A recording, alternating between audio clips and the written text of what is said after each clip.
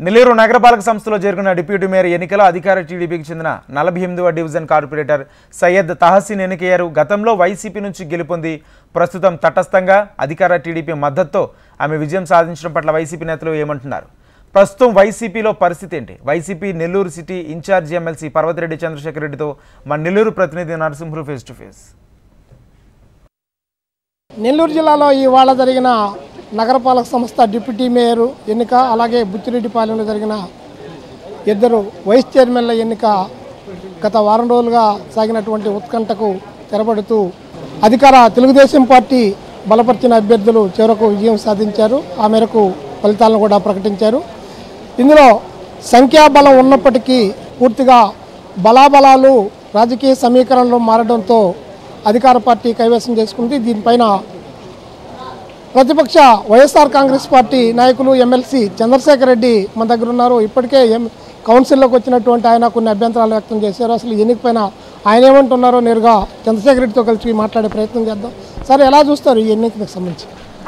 ఇక్కడ పూర్తిగా అధికారులు కానీ అదేవిధంగా అధికార పార్టీ కానీ చేస్తున్నటువంటి అన్యాయాలన్నింటినీ కూడా ఈరోజు కళ్ళకు కట్టేట్టు కనపడడం కూడా జరిగింది.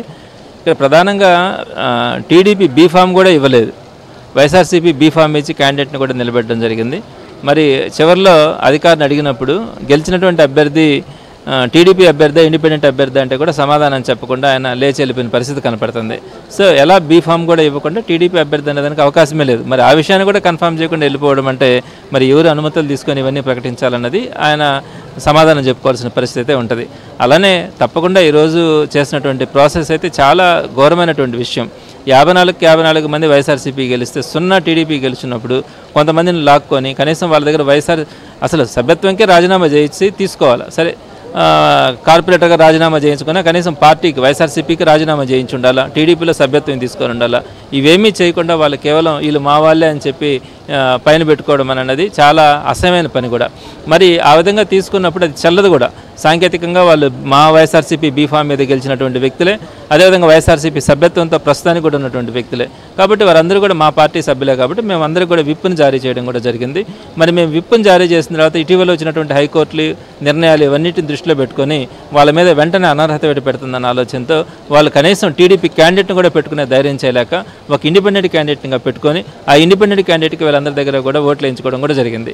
అయితే వైఎస్ఆర్సీపీ ఏం చెప్తా ఉందంటే, మేము ఒక్కసారి విప్పు ఇష్యూ చేసిన తర్వాత ఆ విప్పులో ఏమని చెప్తాము, వైఎస్ఆర్సీపీ క్యాండిడేట్కి ఓట్లు వేయమంటాం. వైఎస్ఆర్సీపీ క్యాండిడేట్కి కాకుండా మీరు ఇండిపెండెంట్కి వేసుకున్నా టీడీపీకి వేసుకున్నా ఎవరికి వేసుకున్నా కూడా విప్పు ధిక్కారం కిందకే వస్తుంది. కాబట్టి తప్పకుండా కూడా ఈ విప్పు ధిక్కారాన్ని కోర్టుకు తీసుకెళ్లడం జరుగుతుంది. చట్ట ప్రకారం ఏ విధమైనటువంటి నిర్ణయాలు వస్తాయో చర్యలు ఉంటాయో వాటన్నిటిని కూడా తీసుకునేదానికి ప్రయత్నం కూడా చేయడం జరుగుతుంది.